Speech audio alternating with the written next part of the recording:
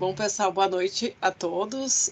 Primeiramente, eu gostaria de agradecer a disponibilidade do engenheiro Matheus para fazer essa palestra hoje aqui para os alunos da URGS, né, de diferentes cursos aqui presentes.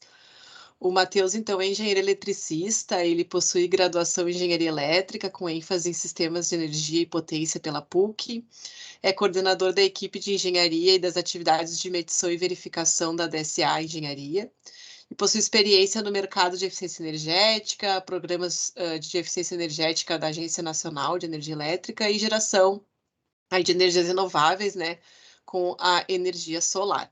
Então, a ideia, junto com o professor Maurício, é que a gente promovesse esse encontro virtual para que os alunos, especialmente os alunos que estão cursando a disciplina de laboratório de circuitos elétricos, tivessem um contato com a prática aí do que significa medir grandezas elétricas e outros rumos profissionais, né? De repente abrir alguns sonhos ou perspectivas deles ao longo da engenharia, né? Então nós temos aí, além dos alunos da controle e automação, da energia, da computação, nós temos outros cursos que foram convidados. E muito obrigada a todos pela presença. Então, eu vou passar agora a palavra então para o engenheiro Matheus. Boa noite. Boa noite. Eu que fico bem agradecido pelo convite, né? Um prazer estar aqui falando com uma plateia tão capacitada, né, como os alunos da URGS. Então, espero conseguir contribuir com esse assunto, né? Uma coisa que nem a Bibiana comentou, né? Faz parte do meu dia a dia, da minha prática, né? Então, espero conseguir trazer um pouquinho dessa rotina para vocês e conseguir também mostrar, né, o quão importante é o processo de medição e verificação nos processos que a gente desenvolve aqui na DSA Engenharia. Então, eu vou começar a apresentação. Qualquer coisa que não ficar muito clara, né, daqui a pouco o meu áudio cortar, podem me interromper e me avisar no mesmo momento, tá? Sem problemas. Eu vou minimizar o Teams aqui, então eu não vou estar vendo vocês. Aí podem abrir o áudio e me chamar mesmo, tá? Se vocês fizerem assim, eu não vou estar vendo.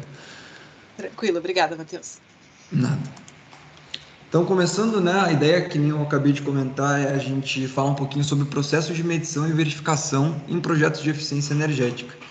Antes, eu vou só colaborar um pouquinho com o currículo que a Bibiana comentou, né? Falar um pouquinho de mim, quem eu sou, de onde é que eu vim, né? Quais são as minhas experiências. E eu começo colocando uma foto aqui, foi a minha primeira foto no meu primeiro dia de aula, na verdade, na PUC, né? Então, esse aqui sou eu aqui do meio, lá em 2015. E foi justamente na aula em que eu conheci o professor Odilon, que é essa pessoa aqui, né? E que ele era o coordenador na época do Laboratório de Eficiência Energética, ainda é, né? Da PUC. E ele deu essa palestra para a gente, né? Em uma das aulas e falou sobre eficiência energética. E naquele instante eu me apaixonei pelo ramo, né? Então eu costumo dizer que desde 2015 eu trabalho com eficiência energética porque eu não dei nem opção para o professor. Eu bati na porta do laboratório até conseguir um emprego, não tinha vaga, eu disse que eu ia ser voluntário lá dentro mesmo, que não tinha problema não ter vaga de estágio, eu acabei entrando, né, em 2015, em 2016 virei estagiário, em 2017 fui contratado como funcionário responsável pelo projeto Uso Sustentável da Energia, né, junto com o professor Odilon, e aí eu saí da PUC em 2020, tanto do curso quanto do laboratório, né, para me aventurar no mercado mais aberto, vamos dizer assim, né, do que daquele ambiente que era mais controlado dentro da universidade. Eu comento isso porque, por mais que o laboratório trouxesse muita ideia da prática para a gente ainda era aluno, né? Então, o feedback, né, de erros que aconteciam era muito mais velado do que no mercado de trabalho, que as coisas são um pouquinho mais agressivas, né? Eu tinha uma expectativa de como que eu ia começar essa minha jornada em 2020, mas eu não imaginei que ela seria da forma como ela foi, né? Logo que eu saí do laboratório, eu abri uma empresa. A minha ideia era prestar serviço de consultoria, né? E ainda assim, na mesma semana, a gente teve outra palestra, para vocês verem como palestra é uma coisa importante, né? A gente teve outra palestra também numa aula de eficiência energética e o convidado era o sócio, um dos sócios da DSA Engenharia, né? Eles tinham trabalhado a vida inteira na APS, ali em Porto Alegre, que foi comprada pela EDP, né, um case de sucesso absurdo em Porto Alegre, né, chegou a ser uma das empresas de eficiência energética mais reconhecidas do Brasil em um determinado momento, foi adquirida pela EDP, e aí os sócios trabalharam, né, por um tempo na EDP e resolveram sair para abrir, né, outra empresa que foi a DSA. E aí, nesse momento, eles me conheceram naquela palestra, perguntaram se eu tinha interesse em dar essa consultoria, se eu tinha interesse em participar do processo de criação da empresa, que era praticamente embrionário naquela época. Eu quis, né? E dado o sucesso da estruturação na parte de engenharia, acabei virando coordenador de engenharia, né, da DSA e estruturando uma equipe que começou comigo, e hoje eu já tenho mais 5 ou 6 engenheiros trabalhando diretamente para mim e 3 ou 4 estagiários, né, na equipe. A gente saiu do 5º andar, do 7º andar aqui do prédio, só nós 3, né? Só eu, o dono da empresa e um outro engenheiro. Hoje a gente está no 10º andar, tem 3 salas, né? Deu certo. A coisa tem dado certo, né, nesse momento. Isso Então, tu só te formou há 2 anos atrás, hein? só há 2 anos atrás, sim. E tudo isso. Tudo isso aconteceu em 2 anos. Parece uma eternidade, né? Falando assim, é quase impossível de acreditar que foi em 2 anos. Daí eu passo aqui para esse próximo slide, em que dá para ver que a maior diferença entre esse Matheus e esse é que eu perdi os cabelos, né? Faz parte. Eu acabei entrando numa jornada que teve bastante estresse, né, envolvido, a própria engenharia, conseguir vencer todas aquelas matérias, né? E abrir a empresa, abrir um processo de consultoria, assumir a coordenação, caiu o cabelo, né? Faz parte. Como engenheiro, a gente acabou percebendo, né, e eu vou comentar mais detalhes sobre isso a partir dentro da minha apresentação, mas o programa de eficiência energética, que é o programa para qual a gente submete esses projetos que a gente faz, né, não se preocupem que eu vou explicar bem mais para frente. Ele exige que a empresa tenha um profissional CMVP, que é um profissional certificado para fazer medição e verificação de projetos, né, especificamente de energia. E foi ali que eu comecei a estudar, né, sobre esse ramo, né? Comecei a aprender sobre medição e verificação. Eu tinha uma ideia muito vaga do que era medição e verificação. Já tinha visto algumas coisas no próprio laboratório lá na PUC, mas tinha uma ideia meio vaga, né, de achar que era simples, de que era tranquilo e que não tinha tantos pontos complexos, e acabei aprendendo, né, que para tirar a certificação eu ia ter que aprender muita coisa, né? Muita coisa, ter que revisitar muitas matérias que eu tive em estatística, aprender mais sobre os equipamentos de medição, entender o processo de calibração desses equipamentos, entender como fazer as medições de determinadas coisas, que a eficiência energética é basicamente medir o que sumiu, né? A gente não consegue medir a eficiência energética, então a gente tem que criar analogias, né? A gente tem que entender aquele sistema, tem que criar maneiras de conseguir comprovar que aquela energia realmente sumiu, né? Então eu estou medindo algo que não existe. E isso vem tudo dentro desse entendimento para tirar essa certificação, que é o CMVP. E aí tem um curso, né, que eu também fiz o curso, que ele te dá o direito a fazer uma vez a prova. É uma prova bem extensa, não vou lembrar quantas questões agora, mas são mais de 100 com certeza, né? A gente tem 4 horas para fazer, é quase um Enem. E tem que tirar no mínimo ali 70%, né? Tem que fazer 70% dos pontos para ser aprovado. Fui aprovado de primeira, foi uma grande felicidade na época, né? Assumi totalmente essa responsabilidade também dentro da empresa, de fazer a parte de medição e verificação. Acabei me tornando especialista em energia solar. Hoje é um dos carros-chefes da empresa, né? Todos os nossos projetos incluem a geração de energia solar, então eu tive que me especializar muito além do que a gente vê na graduação, né? Muito além mesmo. Então, me tornei especialista em energia, em proteção de sistemas elétricos também, porque todos esses sistemas têm que ter uma coordenação, uma seletividade, tem que ter elementos de proteção específicos. Quando a gente passa de uma determinada potência, né? 75 kW de sistema, as proteções são bem mais complexas, então eu tive que aprender tudo isso. Que a gente vê na graduação, mas não com a profundidade, né, que o mercado exige, porque qualquer erro nesse sentido, qualquer erro de proteção que a gente fizer, a gente vai estar torrando algumas centenas de milhares de reais, né, em equipamentos. Então, tive que me especializar nessa área. E que nem eu já tinha comentado, né, hoje eu sou coordenador da engenharia, tenho uma equipe muito qualificada, né, escolhida a dedo, são pessoas que passam por um processo seletivo rigoroso, que tem que querer muito trabalhar na empresa, tem que gostar do que fazem mesmo, não pode estar na engenharia por arrasto, né, que eu comento, o pessoal entra e vai levando até onde dá. tem que ser quem gosta mesmo, porque a gente tem uma exigência muito grande. A nossa equipe, ela chega a ser pequena perto do resultado que a gente tem, então é uma equipe que tem que estar muito bem alinhada, né, e otimizar ao máximo os processos. A gente também vai entrar num detalhe sobre isso mais para frente. Falando especificamente sobre os objetivos dessa palestra, então, o objetivo geral é trazer, né, esses quesitos sobre medição e verificação de usos finais. A ideia é abordar esses procedimentos para a gente medir e comprovar aqueles ganhos, né, que eu comentei do que não existe. Mas, antes de tudo isso, a gente tem que falar de eficiência energética. O que que é? Tem esse nome difícil, né? Será que é uma coisa muito complicada? Eu imagino que vocês já devam ter escutado ao longo do curso também, mas não custa comentar, né? Eficiência energética é basicamente entregar o mesmo serviço, ou melhor, consumindo menos energia elétrica. Como assim? É um exemplo básico, né, de lâmpadas. A gente pega uma lâmpada fluorescente tubular de 32 watts, ela entrega lá os seus 1850 lumens, né, a unidade de iluminação, e a gente vai comparar com uma lâmpada LED que tem 17 watts, 16 watts agora e entrega 2.000 lumens, né? Sendo que o LED ainda entrega esses lumens diretamente no plano de trabalho, né? A lâmpada fluorescente, ela joga a luz para todos os lados, precisa daquela luminária para centralizar essa iluminação para baixo e acaba perdendo, né, iluminação nesse processo, então aquele fluxo luminoso não é nem efetivo. Então o que eu fiz aqui? Eu reduzi praticamente 50% da potência e estou entregando mais fluxo luminoso direto no plano de trabalho, que era o objetivo final, né? Então isso é eficiência energética. Se limita a isso? Claro que não, né? A gente pode trabalhar com motores que já tem um rendimento defasado, a gente vai lá, coloca um motor de alto rendimento, com variador de frequência, né, para ele conseguir não ser aquele motor que liga e desliga, isso dentro de compressores também, centrais de água gelada, tudo, né? Todos os usos finais de energia, a gente acaba procurando aqui nos nossos clientes alguma maneira de conseguir otimizar o consumo dele.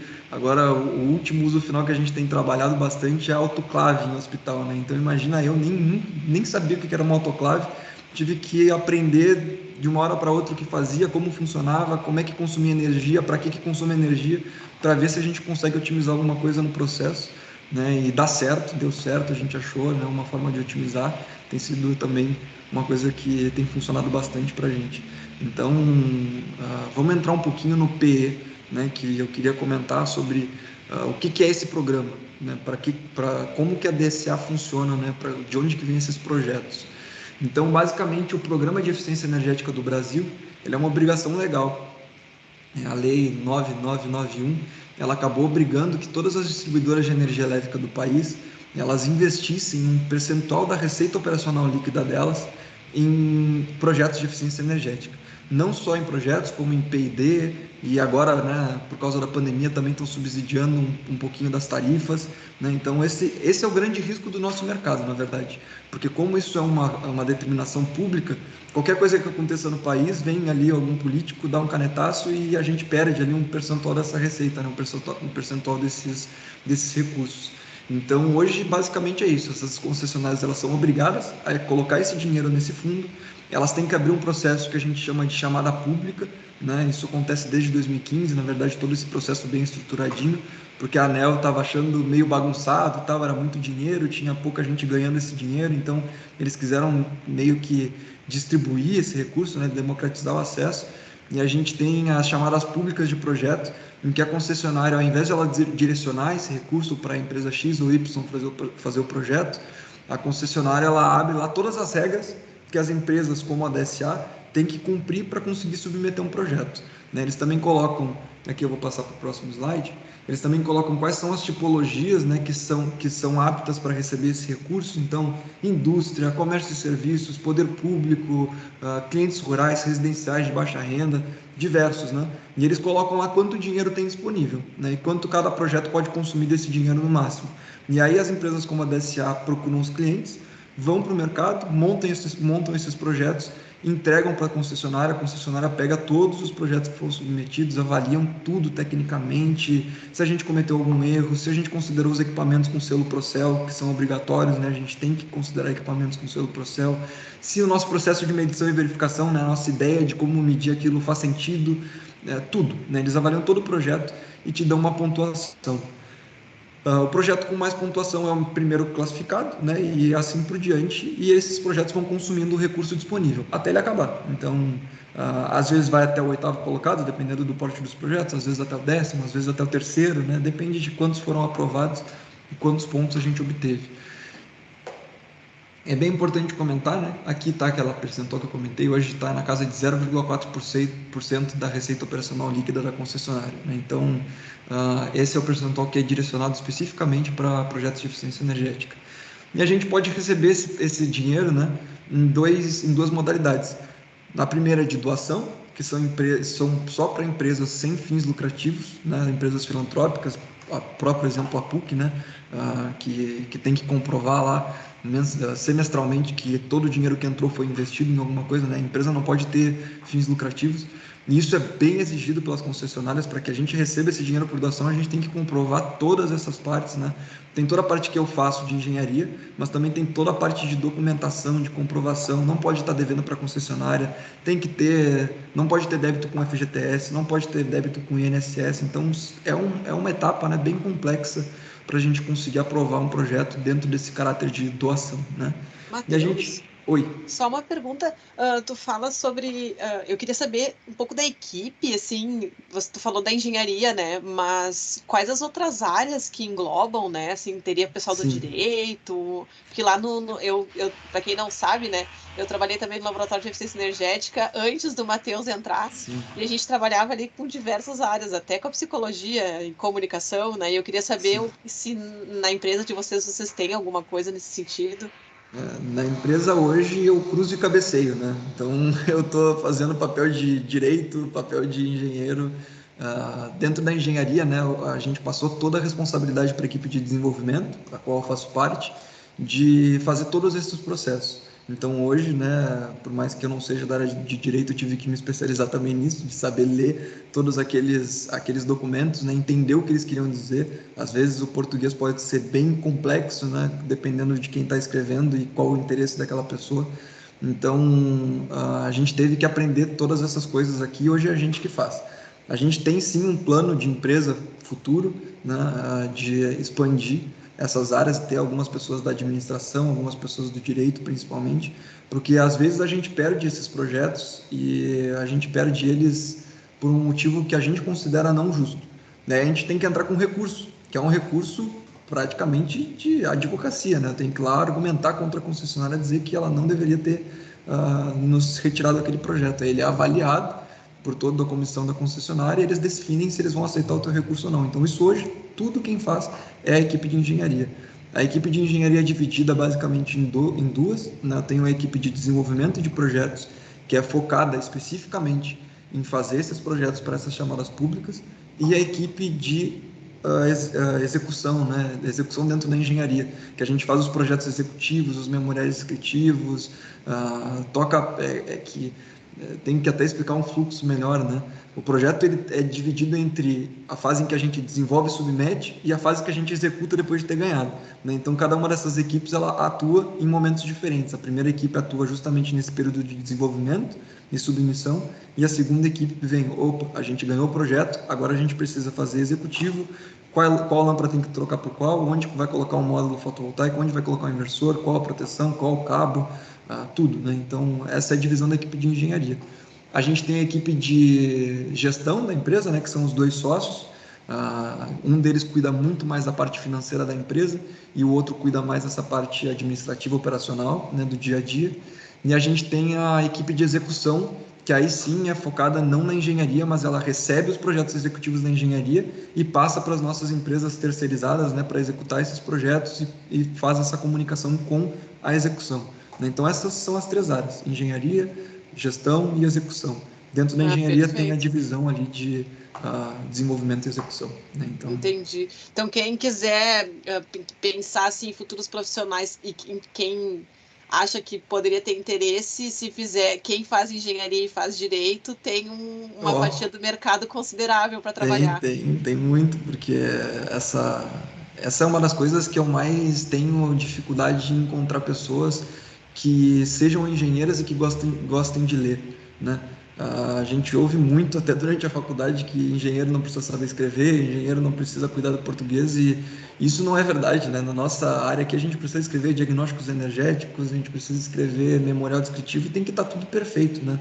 Isso também vem muito do laboratório, né? Tu deve ter passado por isso, o professor, ele cobrava muito da gente que esses diagnósticos estivessem bem escritos e eu aprendi isso lá. E hoje eu tenho assim uma dificuldade bem grande de encontrar pessoas que gostem mesmo de ler, que gostem de escrever, que consigam escrever uma frase sem usar 1000 vezes a mesma palavra, sabe? Consigam colocar um fluxo entendível ali de palavras, né? Então é engraçado. Eu não esperava ter essa dificuldade tão grande no mercado, né? E durante a pandemia piorou demais, né? Parece que sumiram todos os engenheiros do mercado. Eu tentava de qualquer jeito, eu até brincava, né, aqui na empresa que no começo, quando eu abri o processo seletivo, eu estava tentando contratar pessoas, engenheiros bons, né, engenheiros bons. Depois eu estava querendo contratar só engenheiro. E depois eu queria contratar qualquer coisa que quisesse trabalhar, né, qualquer pessoa que quisesse entrar aqui e Qualquer aprender, eu pessoa estava que se mexe ali que já tá respire, tome contratada. água. Então, foi bem por aí mesmo. A gente teve que investir muito em capacitação da equipe, né? Porque a gente mudou muito o nível das pessoas que entraram, né? Porque acabamos pegando pessoas de um nível bem inicial da engenharia e naturalmente eles não viram nada ainda, né? Ainda estão naquele currículo que não é nem o profissionalizante ainda, o currículo básico das engenharias. Então a gente capacitou bastante o pessoal. A equipe ficou com um caráter muito jovem, né? Eu tenho 25 anos, a minha engenheira mais velha deve ter 32 anos, né? Então é uma equipe com um perfil muito, muito jovem mesmo. Tem os seus pontos positivos e tem os seus pontos negativos, né? O ponto positivo é que, cara, o pessoal jovem enfrenta qualquer coisa, né? A gente vai lá, aprende, se debruça, a gente não tem vício, né? A gente não aprendeu a fazer de um jeito só a vida inteira. Então, tem essa dinâmica, né, do pessoal ser jovem. Mas o ponto negativo, vamos dizer assim, né, o ponto a melhorar sempre é a maturidade da vivência, sabe? De já ter experimentado aquilo na prática. Então, a gente teve bastante dificuldade nesses projetos, porque muita coisa a gente enfrentou pela primeira vez, né? Um projeto de mini geração pela primeira vez, como é que era fazer o estudo de proteção e seletividade, um projeto no cliente do Mercado Livre pela primeira vez, um projeto de CAG pela primeira vez, sabe? Então foram batalhas que a gente acabou tendo ao longo do percurso que uma equipe, por exemplo, mais experiente não teria, né? Mas a gente acabou optando por ter uma equipe mais jovem e eu gosto bastante disso, né? Justamente por esse caráter mais dinâmico. E aí, voltando, né, a outra modalidade é no contrato de desempenho, em que são as empresas que têm fins lucrativos, né, elas só podem optar por isso, e à medida que elas vão tendo economia com o projeto, elas têm que devolver o dinheiro para a concessionária. Né? Então, também tem essa modalidade que a gente não exercita muito aqui. Tá? Dentro dos nossos projetos para o PE, a gente não exercita muito isso, não. Aqui eu gosto de trazer esse gráfico porque ele mostra, né, para onde está indo esse recurso desse programa de eficiência energética. É importante comentar porque, querendo ou não, ele vai da nossa tarifa, né, a gente que paga para ele. Então, mais de 50% desses recursos são destinados à população de baixa renda. Né? Então, eles vão lá para colocar lâmpada LED em comunidade de baixa renda, trocar geladeira, regularizar os clientes, né? Principalmente em áreas assim, por exemplo, a Light, que tem um percentual de perdas lá bem absurdo, né? Beirava os 50% de gato, bem falando, né? Então eles têm um investimento muito grande em baixa renda para conscientizar essas pessoas, regularizar elas, colocar elas lá numa tarifa que elas pagam muito pouco por mês, né, que seja viável para essas pessoas também, mas que elas deixem de furtar a energia elétrica. Né? Então, essa é a maior parte dos investimentos desse programa. E a gente, aqui na DSA, a gente está nessa fatia cinza aqui, né, que chega a ser pequenininha. Os nossos clientes são muito, né, dessa tipologia de comércio e serviços. Aqui o fluxo de uma chamada pública, então a concessionária lança o edital, lá tem todas as regras, a gente tem que ler esse edital, entender tudo que a concessionária está pedindo, todos os estudos que eles estão pedindo. Não pensem que é uma coisa muito padronizada, não. Boa parte é padronizada, mas muitas concessionárias variam de uma para outra, né? A CPFL pede uma coisa, a Celesc pede outra coisa totalmente diferente, a Light nem se fala. Então mudam muito as regras, né, dentro desses editais. A gente tem que ler com toda a calma e isso define, né, a dificuldade que a gente vai ter para vencer aquela chamada pública. Então, dando um exemplo prático aqui, né, alguns editais pedem, por exemplo, 3 orçamentos. Eu preciso apresentar 3 orçamentos para uma lâmpada, né? Se eu estou dizendo que eu vou vender uma lâmpada LED tubular de 16 watts que entrega 1.850 lumens, eu tenho que ter 3 orçamentos para esse equipamento. Só que o equipamento tem que estar no selo Procel. E aí eu vou lá na planilha do selo Procel, né? E 50% dos fabricantes que estão lá já não existem mais, né? Eles faliram no meio do caminho ou não vendem mais aquele equipamento que está lá registrado. Então, pedir 3 orçamentos acaba gerando uma dificuldade absurda para a gente, porque naturalmente um fabricante, por exemplo, a Entral vai vender um equipamento com uma especificação. A Osram vai vender outro equipamento. A Philips nem se fala, né? E cada um dos fabricantes ainda tem regras, por exemplo, a Philips não vende menos de 50 unidades de uma lâmpada. E às vezes eu preciso de 3, sabe? Então, apresentar esses orçamentos é uma fase bem complicada que está lá dentro do edital, né? Eles exigem, tu tem que apresentar, não tem choro, né? Tem que ir atrás dos 3 orçamentos e conseguir apresentar isso. Isso é só um exemplo, né, que pode mudar de uma concessionária para outra, mas que muda totalmente a dinâmica do nosso projeto, né? A gente tem que mapear os projetos potenciais na nossa base de clientes, fazer todo o projeto, desenvolver todo ele, né, especificamente com as características daquele cliente, submeter esse projeto, vem a publicação de resultados, a gente ganha ou não ganha o projeto e ele vai para execução. Então isso, né, é o parênteses que eu queria fazer sobre a eficiência energética. É isso que a gente faz, é assim que a empresa funciona. Esse é hoje 90% do nosso faturamento vem justamente desse programa, desses projetos que eu comentei. Matheus, uma Oi. pergunta: qual é a janela de tempo, a escala temporal típica do... Isso Existe? é bem engraçado mesmo. Depois, lá nos slides sobre a DSA, eu vou comentar um pouquinho mais sobre os nossos projetos, mas vocês vão perceber o detalhamento que a gente tenta entregar em cada um desses projetos, né? E sempre que eu dou essa palestra, eu pergunto lá no final, quanto tempo vocês acham que a gente leva para desenvolver um projeto desse? O pessoal comenta, 3 meses, 6 meses, 1 ano. E, na verdade, o nosso prazo dentro da concessionária varia de 1 mês a 2 meses. Então, tem concessionárias que pedem tudo isso em 1 mês, tem concessionárias que pedem em 2 meses. E a gente não está falando de um projeto, né? Normalmente a gente submete 9 projetos, 10 projetos Nossa, dentro não de uma sabia que era janela. tão curta a janela assim. É bem curto, bem curto. A gente realmente tem que fazer um malabarismo para conseguir fazer, né? Desenhar todas as soluções. E, além disso, né? A gente determina nessa fase aqui, a gente determina qual vai ser a economia do projeto e a gente também determina qual vai ser o custo desse projeto em 1 mês, para 9 projetos diferentes. Então, lá na frente, quando a gente for executar, não pode variar o custo. A gente tem que ter estimado ele de maneira correta. E se a gente colocar uma gordura muito grande, a gente perde competitividade, porque daí os outros projetos vão pontuar mais do que a gente, entendeu? Então, a gente fica realmente numa tentativa, né, de fazer um projeto seguro, considerando todas as premissas que a gente tem que considerar, deixando um percentualzinho ali do orçamento para algum tipo de divergência, né, na execução, mas é tudo responsabilidade nossa mesmo. Tem um exemplo bem recente, né? A gente submeteu alguns projetos para a Copel em 2019 e aí deu muito problema no desenrolar, veio a pandemia e eles acabaram aprovando esses projetos em 2022 e a gente não podia modificar o orçamento. Então imagina o que em 2019 tinha um custo que em 2022 estava o mesmo, sabe? Nada. O módulo nem existia mais, o módulo que a gente tinha previsto naquela época, né? Ele já pela velocidade da tecnologia, o módulo fotovoltaico lá que a gente tinha previsto era de 340 watts e o mercado já estava trabalhando com 510, né? 550, 600. Então foi uma coisa bem intensa, né? Executar esses projetos sem poder modificar o orçamento, sem poder modificar a economia. Isso é uma coisa bem importante, que aí entra o procedimento de MV. Se eu disse na etapa de submissão que eu vou dar 10 de economia, 10 megawatts-hora no ano de economia, e eu vou fazer o procedimento de medição depois de ter executado o projeto e eu arranjo, sei lá, 8, eu sou penalizado, né? Então, essa economia que a gente coloca na fase de submissão, ela não pode ser diferente da economia que a gente vai encontrar na execução.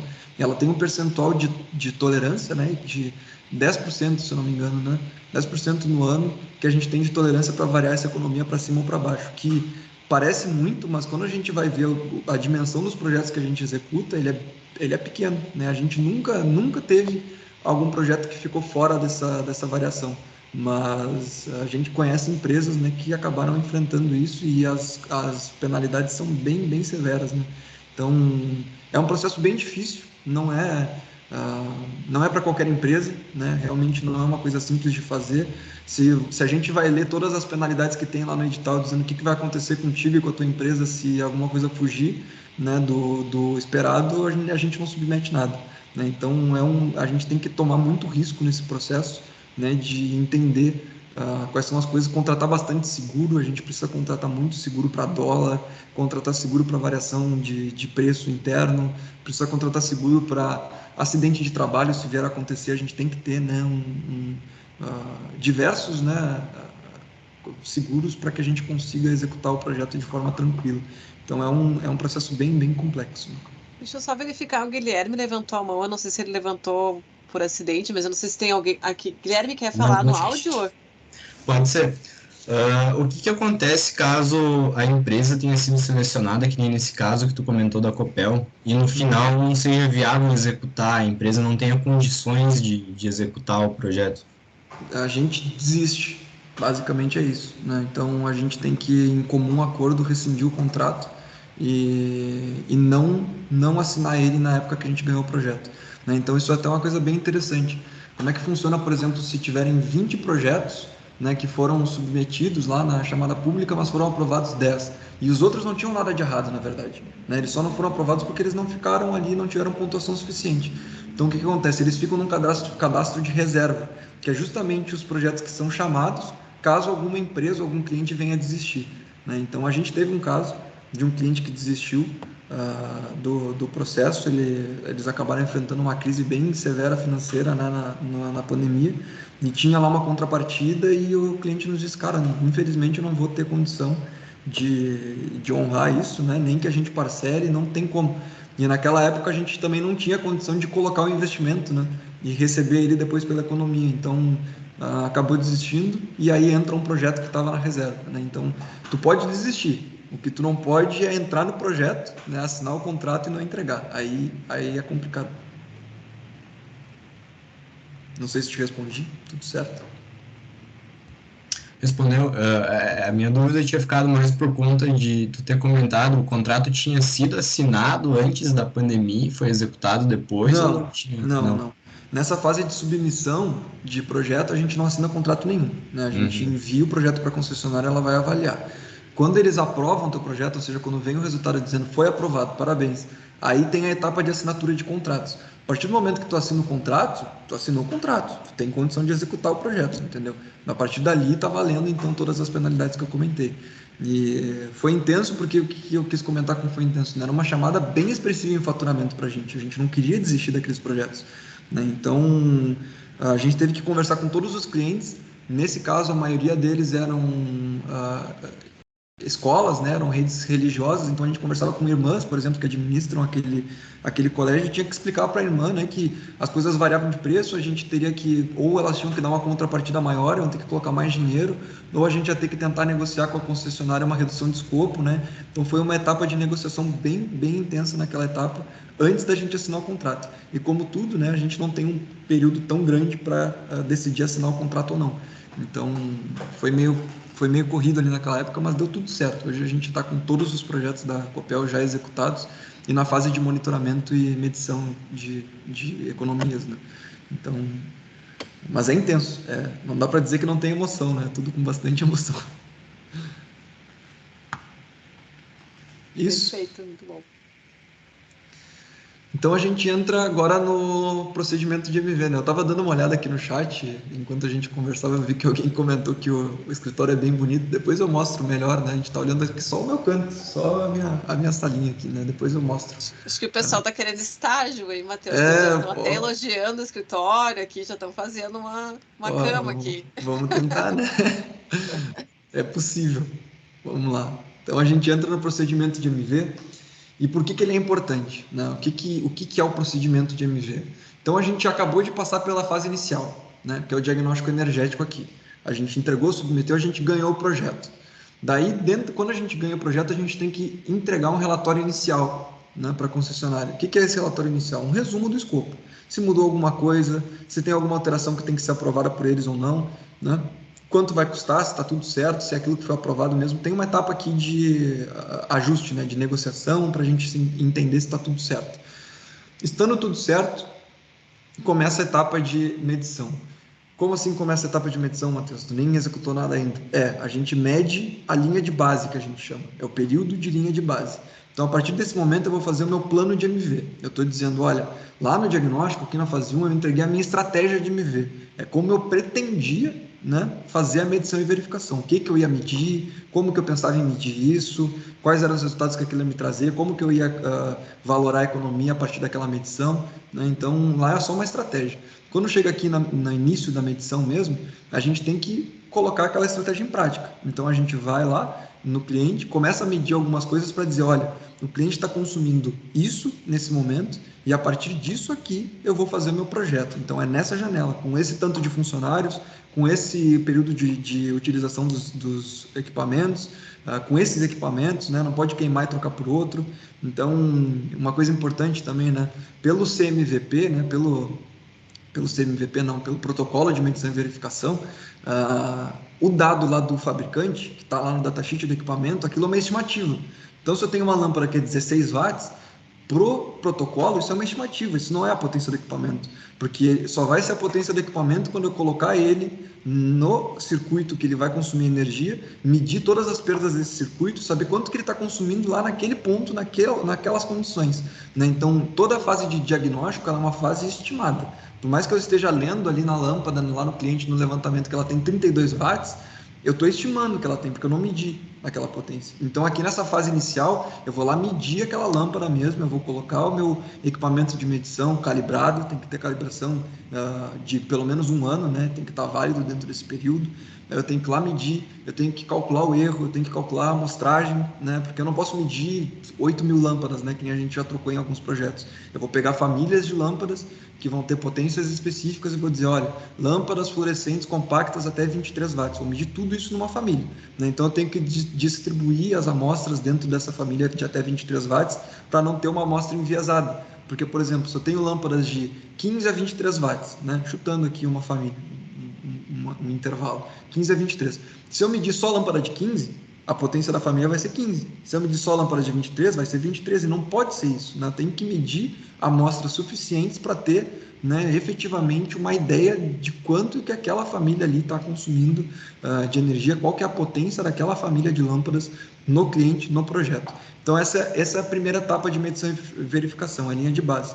Depois que eu entrego isso para a concessionária, eles aprovam, eles falam, beleza, teu procedimento está aderente ao protocolo, está tudo certo, considerei o equipamento que tu usou adequado, tu ficou dentro das expectativas que a gente tem aqui, que é 10% de incerteza dentro de 95% de confiabilidade, ou seja, todas as coisas que eu meço, elas têm que 95% das vezes terem no máximo 10% de incerteza. E isso aí é somando o quê? Somando o erro de amostragem que eu posso ter, né? Um erro de amostra, somando o erro que aparece na calibração do equipamento, né? Que ele lá é para ler 10, mas ele lê 9,9999 watts.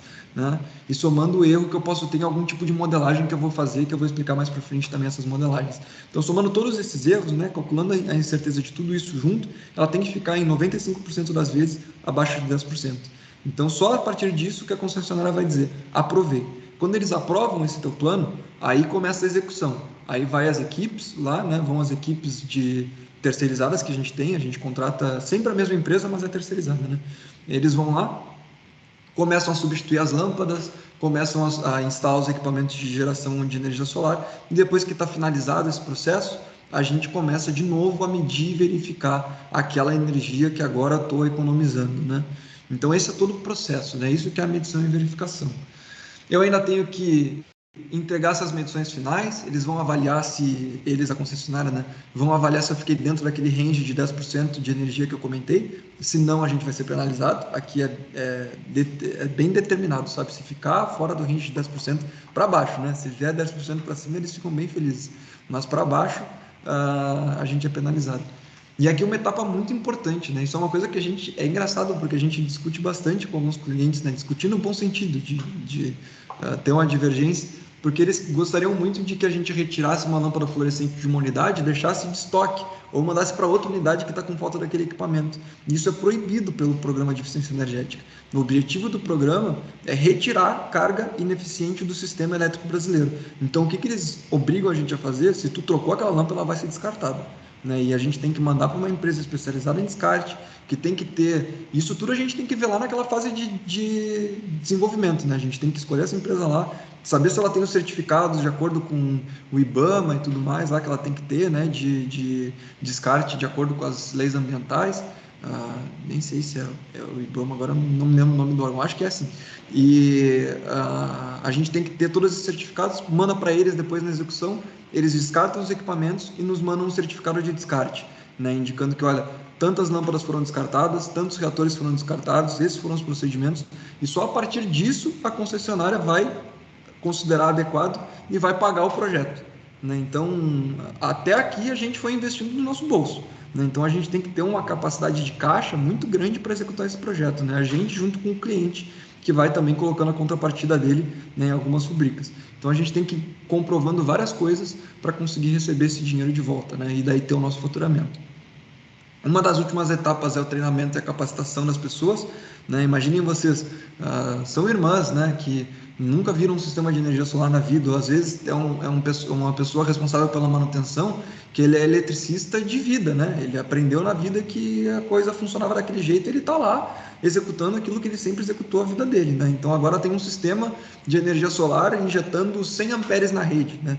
Então ele precisa saber como que ele tem que lidar com aquele sistema, quando que ele vai ser acionado, que tipo de manutenção ele pode fazer, o que que ele não pode fazer de jeito nenhum, quais são os riscos do sistema, né?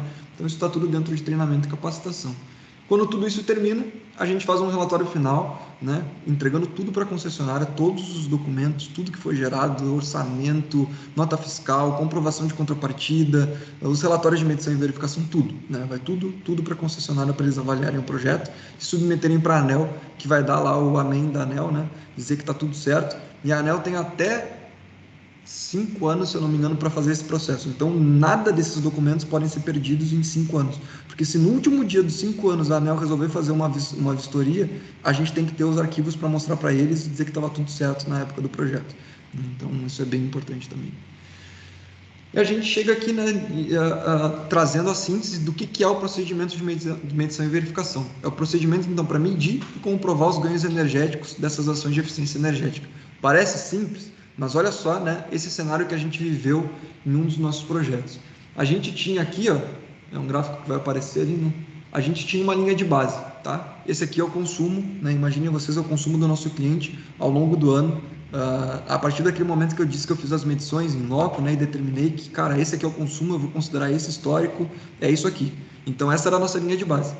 Qual que é a nossa expectativa?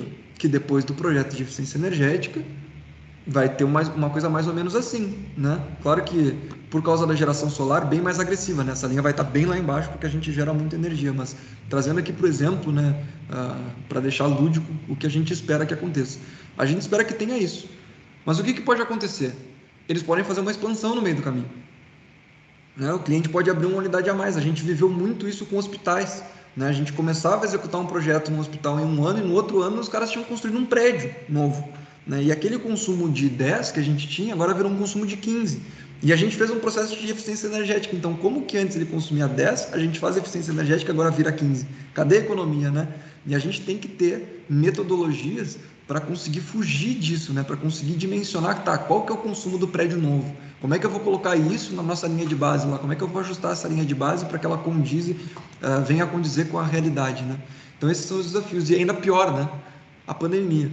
Então, o cliente era para consumir 10, ele estava consumindo 5, estava consumindo 4, porque estava tudo fechado, né?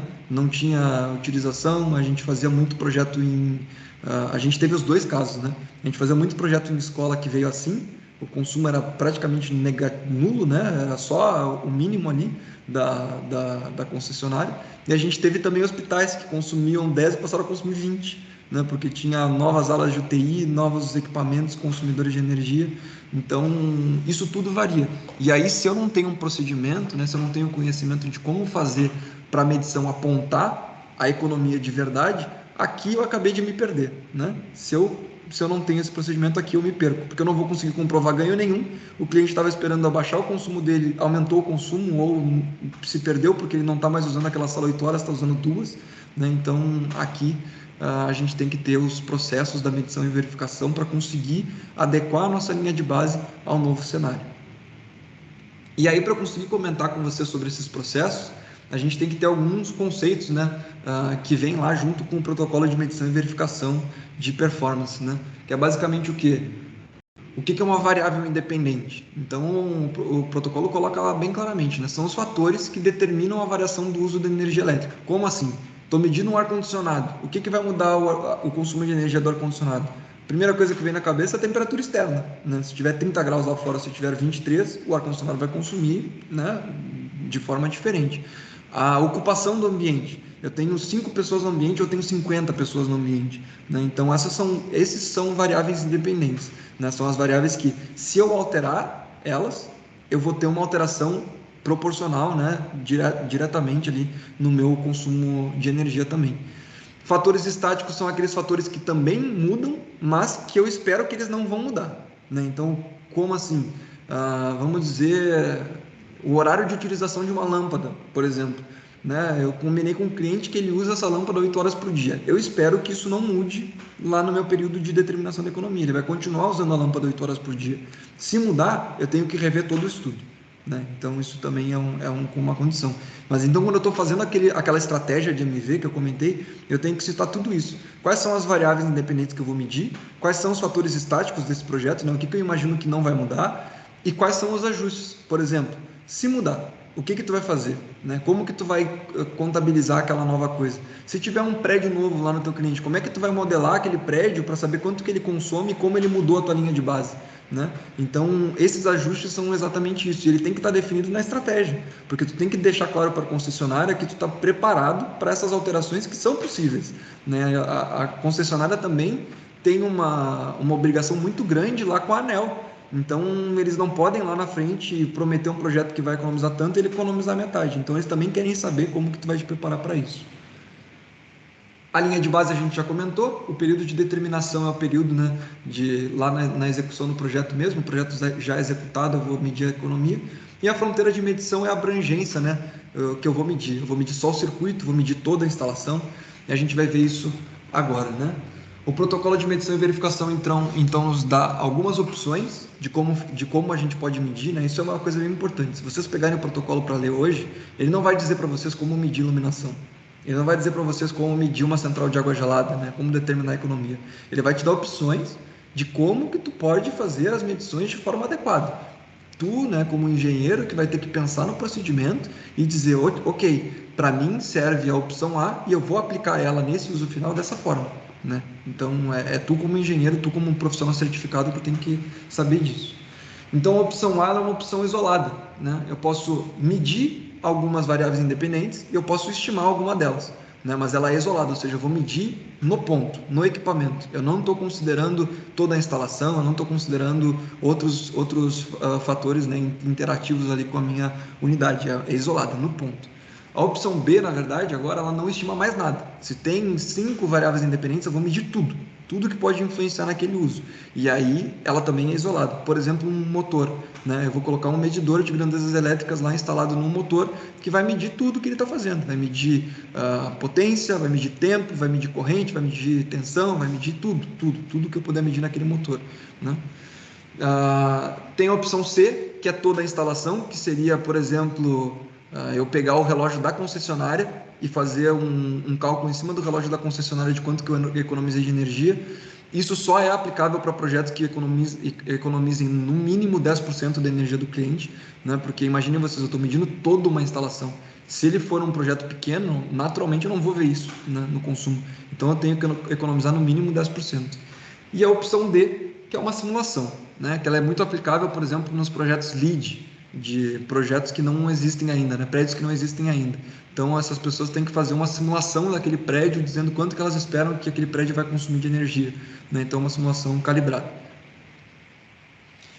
E aqui eu trago alguns exemplos das opções, né? A opção A, por exemplo, eu vou que nem eu comentei, variável independente. O que é a variável independente de uma lâmpada? A potência dela, né, inerente, né, direto ali do equipamento, e o tempo que ela é utilizada. Se qualquer uma dessas duas coisas variar, eu vou ter uma variação no consumo muito perceptível, né? Então, eu vou medir a potência desse equipamento, né, com o meu equipamento lá calibrado, que nem eu comentei, mas eu vou estimar o tempo de utilização. Eu vou lá com o meu cliente e vou perguntar para ele, pô, qual é o teu regime de operação? Ah, eu funciono 24 horas por dia no hospital, ou eu funciono 8 horas por dia. Beleza, eu estou estimando isso, vou colocar alguns orímetros, né? Vou medir isso em alguns ambientes para ter certeza que ele não está ali inventando um período de utilização. Vou fazer uma amostragem desse período de utilização, né? E aí eu vou estimar ele, eu não vou medir efetivamente todo o período de utilização, não vou medir a energia no ponto, eu vou medir a potência da lâmpada e multiplicar por esse período que eu estimei, né? Então isso é uma opção A, eu estou medindo algumas variáveis e estimando outras variáveis. Aí aqui na lâmpada fluorescente eu tive um consumo de 3.000 kWh por mês, e lá com a lâmpada LED, né, em todo o sistema eficientizado eu tive 1.500, a minha economia é basicamente um menos o outro, aqui bem simples, né? Essa é a opção A. Na opção B, agora ela é um pouquinho mais complexa. O que eu estou dizendo aqui? Isso aqui é um chiller, né? Eu estou medindo uma central de água gelada. Que nem eu comentei com vocês, a opção B é uma opção isolada, ou seja, eu vou medir só o equipamento, mas eu tenho que medir tudo na opção B. Então eu estou medindo aqui a energia, né? A energia que ele está consumindo ao longo do tempo, né?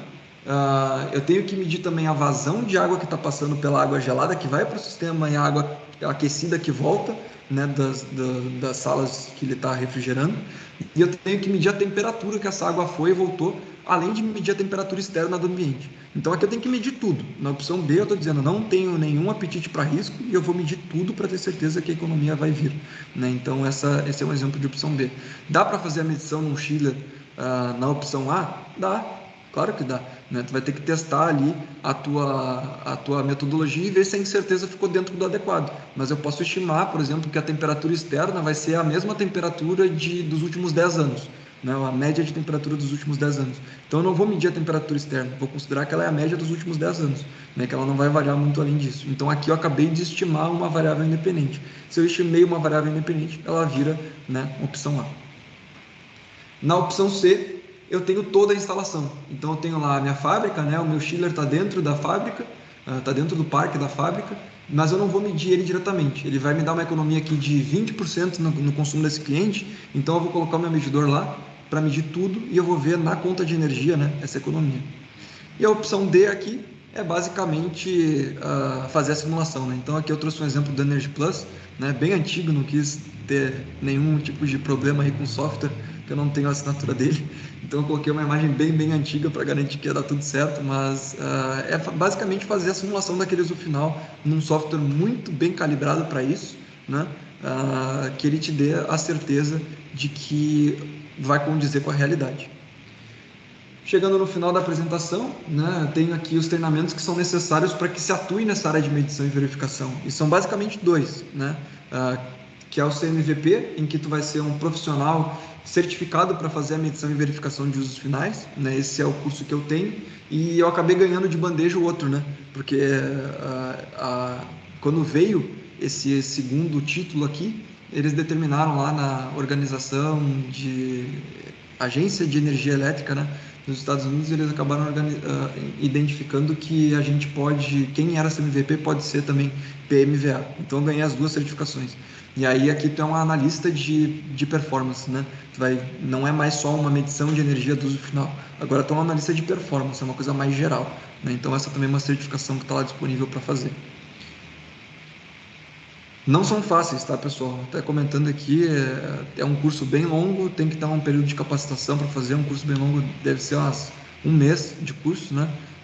Tem uma prova, daí você tem que fazer a prova. Se não der certo, você vai ter que pagar para fazer a prova de novo. Então é um processo que não é todo mundo que é aprovado, não.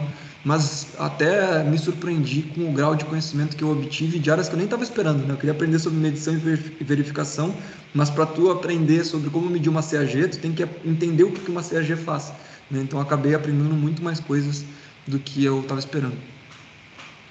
Aqui os últimos slides, né? Só falar um pouquinho sobre a DSA. Que nem eu comentei, essa organização da empresa, a engenharia, a diretoria e a execução, né? Fazem aquelas coisas que eu comentei antes.